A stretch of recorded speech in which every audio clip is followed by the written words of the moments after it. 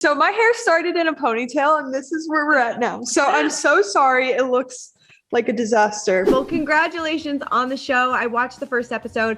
It's fantastic. So for fans, obviously they haven't seen the show. So how would you say, Dixie, how would you say that this compares to maybe like a Kardashian show, or how is it different from other reality shows about families? I think it's definitely a little more dramatic in the sense that it's our lives, it's our mental health, it's our emotions, and it's also showing something that we're learning about at the same time. Mm-hmm. Like we have no idea what we're doing, but I think it's just cool to be able to see our journey and how like every day we wake up and learn something new. Every day is different, and you can see that in the show. Definitely. Mark and Heidi, how would you say that you keep your kids grounded with everything that is going on and all of this fame so sudden as well? I think we always wanted to be parents and we take it really seriously. And I think we never, parenting is hard, man. It's like, there's no rule book, and we've done the best we can do over these past 20 years. And it hasn't changed now with the new, I think the fact that we haven't let it change the way we parent has kind of ultimately kept everybody grounded, including ourselves. So, but I owe a lot to Heidi. I mean, I think she's done a great job being a great friend to the girls, but also keeping them.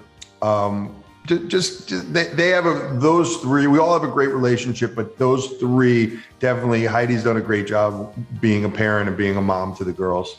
Definitely.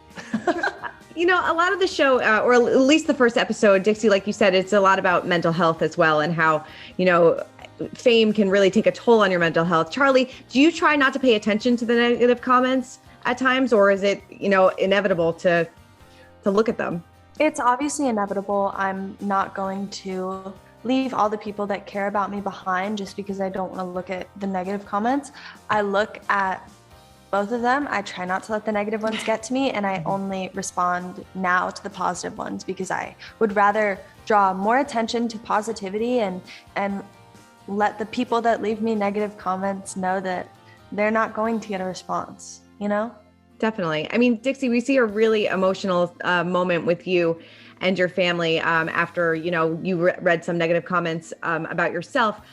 Why was that so important for you to show that to fans and to viewers? I think it was important because I knew I wasn't going to be in that moment forever. I knew everything was eventually going to be better, even if I couldn't see when or how.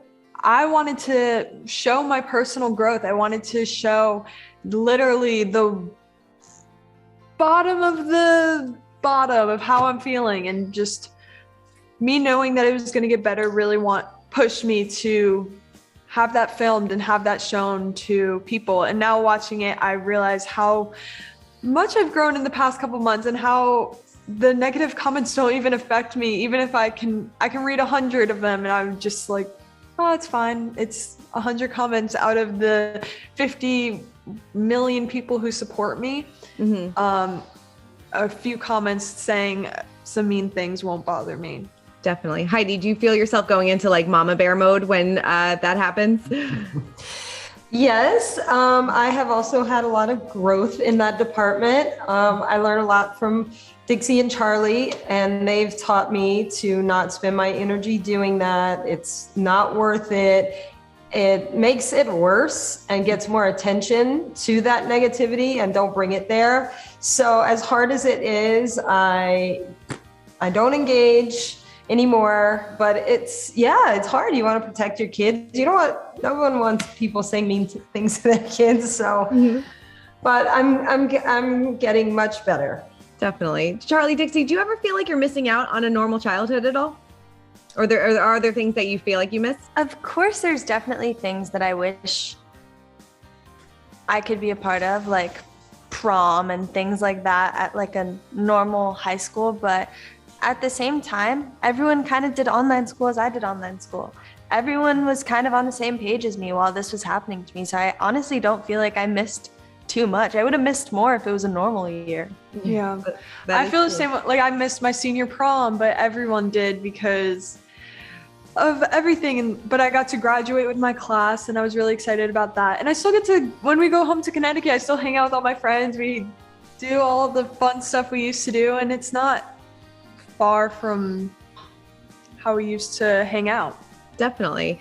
Charli, Dixie, dating and maintaining friendships, I'm sure is hard enough as it is, but I'm sure it's even hard enough in the spotlight. How do you balance everything? And is it hard to go out on dates? Well, I mean, she has a boyfriend. Yeah. We just find time to have fun. I mean, we've both been super busy these past couple months, so we haven't even really had time to go on dates. But when we do, we always just try to either we go somewhere late at night and go to the beach or something, or just find time where it's not, where we can be by ourselves. But we do a lot of like date nights at my apartment. We'll order food and just make it really cute if we don't want to go out. Charli, how about you?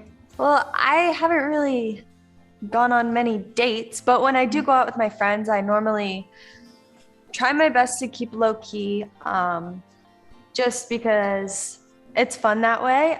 Usually like to go and get food or go on car rides and things like that are super, super fun. But I also do a lot of the same ways of hanging out with my friends that I used to.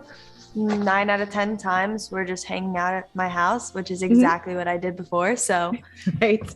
Not much has changed.